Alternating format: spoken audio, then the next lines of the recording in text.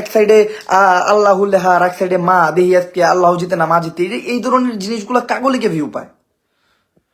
তারপরে আবার দেখলাম এইটুক হিজাব পরা একটা মেয়ের গেঞ্জি পরে নাচতেছে, ভিউ আর ভিউ ভাই।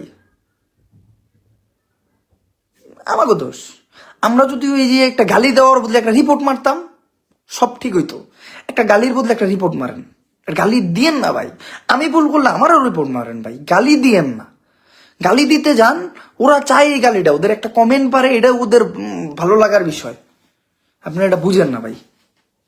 যাই হোক, যখনই এই ধরনের ভিডিও দেখবেন, এক সাইডে ফ্রি ফায়ার, এক সাইড আবার শোনেন আল্লাহরে যদি ভালোবাসেন এই ভিডিওতে একটা লাইক দেন, এটা কোনো কথা? ওরা জুতা দিয়ে ধরে বাড়ি যদি পারিতাম, ওর সামনে জুতা দিয়ে ধরে বাড়ি দিতাম ওরে। এটা কোনো কথা? এটা কি ব্যবসা চলতেছে এই দুনিয়াতে? মানে আল্লাহরে ভালোবাসলে ওর ভিডিওতে লাইক দিতে হইব, মানে এছাড়া আল্লাহরে ভালোবাসা প্রমাণ হইব না, প্রকাশ হইব না।